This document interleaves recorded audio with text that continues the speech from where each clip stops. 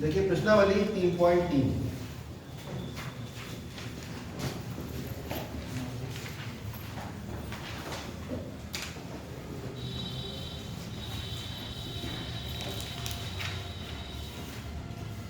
इसमें दूसरा सवाल है 2x प्लस 3y बराबर दिया था और 2x माइनस 4y बराबर -14। ठीक है। अब पिछली बार हमने आपको प्रतिस्थापन विधि से समीकरणों को हल करना बताया था। कौन सी विधि से? अब हम बताएंगे आपको विलोपन विधि द्वारा।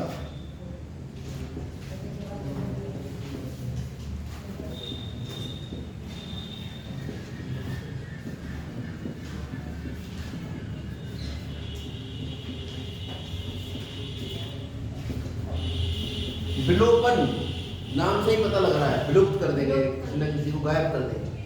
विलोपन का मतलब तो ये होता है गायब करना। तो किसे गायब करेंगे भाई? गणित में या तो किसी को घटा के गायब कर सकते हो या किसी में जोड़ के गायब कर सकते हो। गुणा करके तभी गायब हो सकता है जब जीरो से गुणा करो, है ना। तो अच्छा, समान चीजें जुड़ती हैं तो जीरो हो जाती हैं, वो सॉरी समान चीजें घटती हैं तो जीरो हो जाती हैं। और अगर दो चीजें एक समान है, उनके चिन्ह विपरीत हैं, -2 + 2, जोड़ोगे तो जीरो आ जाएगा। क्लियर हो रही बात? तो विलंब करने का मतलब है शून्य बना देना। दो चर में रैखिक समीकरण है।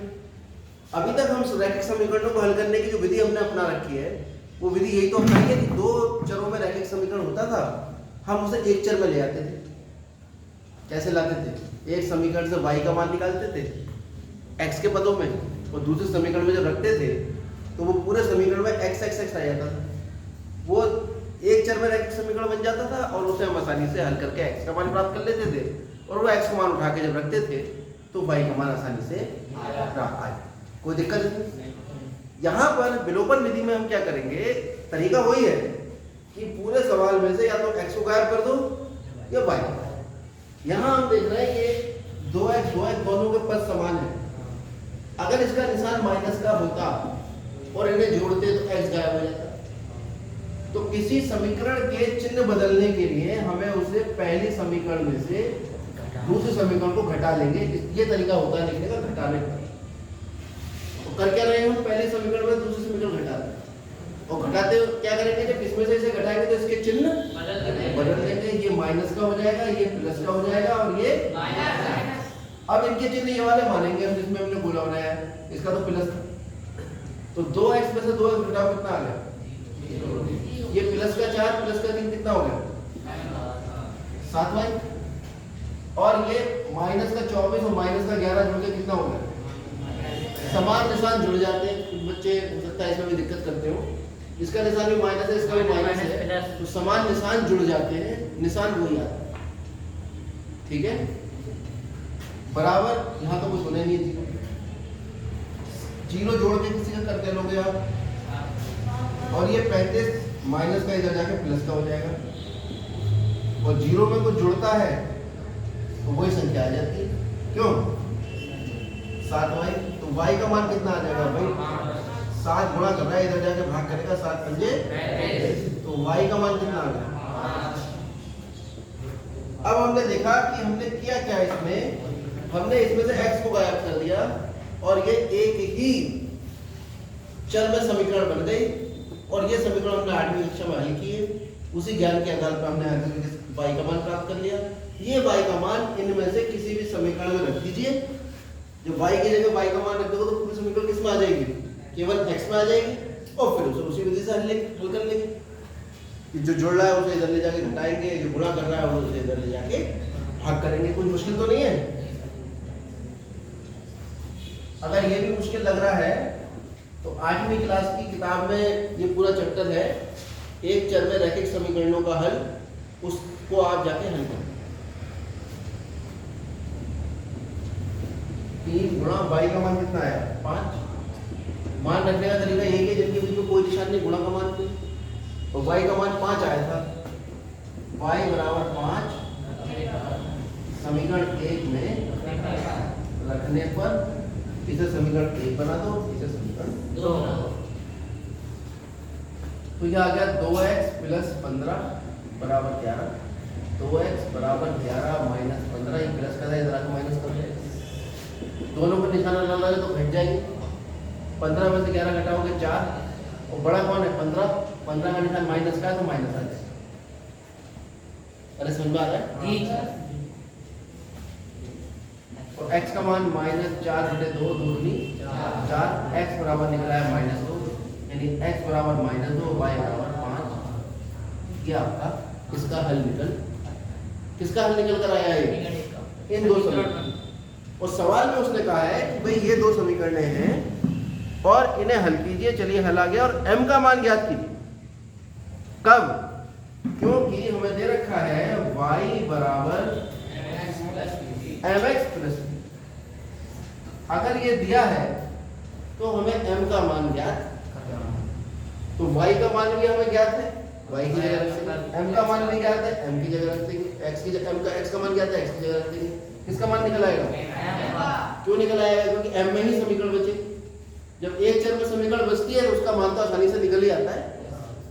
तो रखो y बराबर 5, y का मान 5, m गुणा x का मान -2 प्लस, तो 5 ये प्लस 3 इधर जाकर -3 प्लस माइनस माइनस और 2 गुणा m। ये समझ में आया कैसे वो? ऐसा मत करना कि -2 को इधर ले जाकर +2 करो, क्योंकि ये गुणा कर रहा है, ये एक पद है, जहां तक गुणा होती वहां तक एक पद होता है, और आप पद को इधर से इधर ले जा सकते हो। तो ये तो पूरा एक पद है, या तो ये पूरा जाए इधर, इसमें से आधा अधूरा पूछते जाए जब तक इसके साथ में दूसरा पद है। इसे अकेला करो, अकेला करने के लिए इस पद को पूरे को लेगा इधर, अब ये अकेला हो गया। अब ये जो गुणा कर रहा है वो इधर जाके भाग करेगा। ये भी ध्यान रखना कि ये -2 इधर जाके +2 नहीं होगा बेटे में, क्योंकि या तो भाग में जाएगा या घटेगा, दोनों में से एक काम होगा। दोनों काम एक साथ नहीं होगा कि भाग में भी चला जाए, निशान में बदल जाए।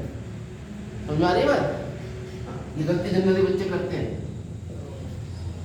तो ये 2 यहाँ आ जाएगा -2, 2 ही कम, तो m का मान कितना आ गया? माइनस, वेरी, m बराबर -। तो यही हमें आंसर इसका दूसरा वाला निकालना। मुश्किल था सवाल? चलिए आगे बढ़ो।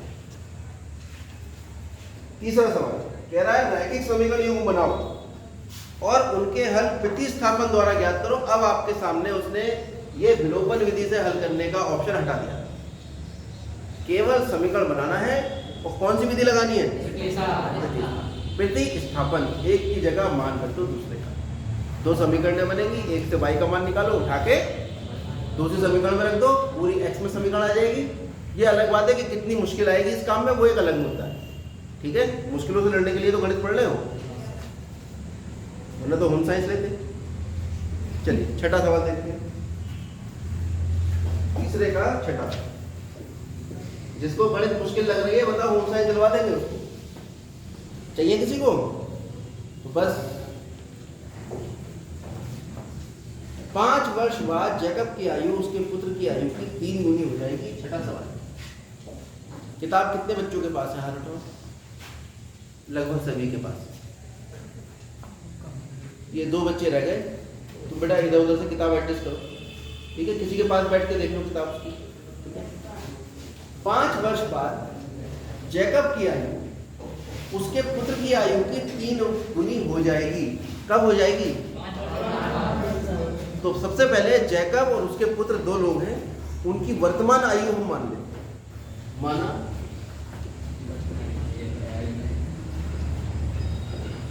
जैकब की वर्तमान आयु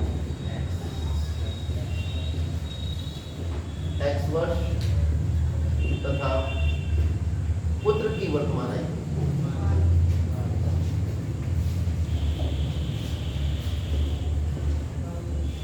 y वर्ष।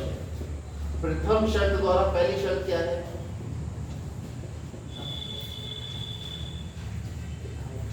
पहली शर्त में पहले कह दिया उसने 5 वर्ष बाद।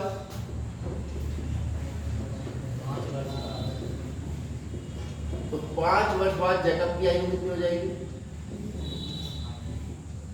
बताओ जरा। अरे जितनी आज है तो 5 जुड़ जाएगा 5 साल बाद। और पुत्र की कितनी हो जाएगी 5 वर्ष बाद? y + 5।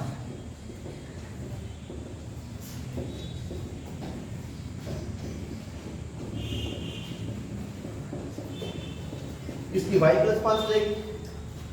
अब ये कह रहा है जैकब की आयु पुत्र की आयु की 3 गुनी हो जाएगी। 5 वर्ष बाद जैकब की आयु थी x + 5 और पुत्र की आयु थी y + 5। तो जैकब की आयु पुत्र की आयु की कितने गुना हो जाएगी?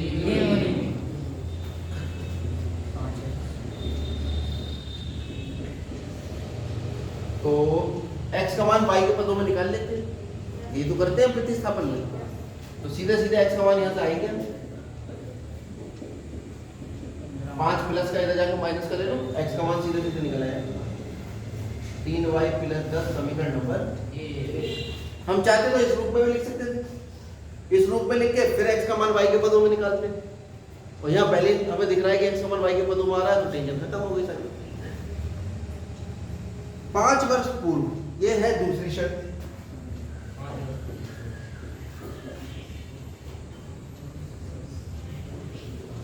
दूसरी शर्त द्वारा 5 वर्ष पूर्व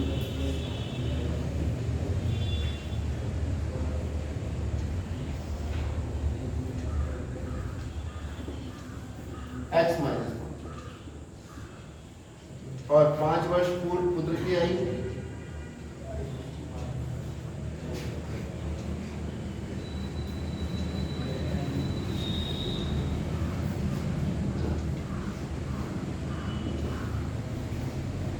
y - 5। तो 5 वर्ष पूर्व जैकब की आयु पुत्र की आयु के कितने गुना है? 7 गुना। x - 5 बराबर 7 गुना y। तो ये आ गया x - 5 बराबर 7y - 7 बटे 35। x बराबर 7y - 35 + 5। x बराबर निकल आया यहाँ से 7 35 माइनस का 5 प्लस का कितना आ गया 30। ये समीकरण नंबर 2। समीकरण 2 में x का मान प्रतिस्थापित करने पर, मैंने कल कहा था प्रतिस्थापित दोबारा नहीं लिखूंगा, तो समीकरण 2 में x का मान रखने पर इसको मिटा दें।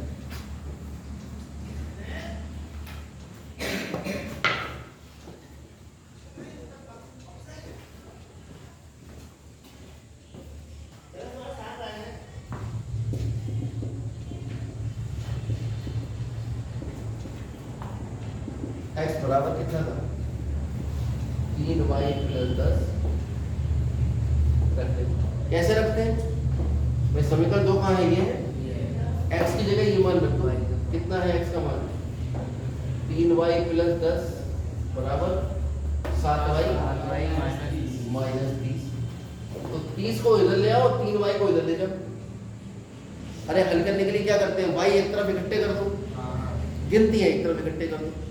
ये 10 है और ये माइनस का 30 इधर आकर प्लस का बराबर 7y और ये प्लस का 3 इधर जाकर कितना हो गया? ये 40 और ये कितना हो गया?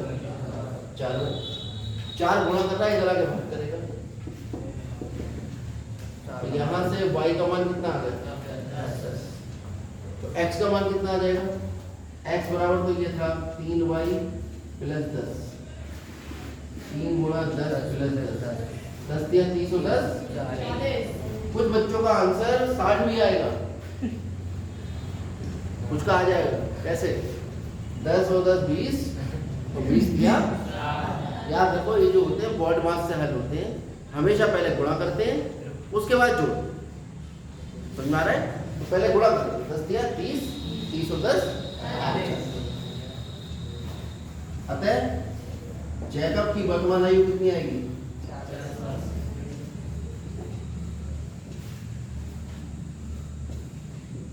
और पुत्र की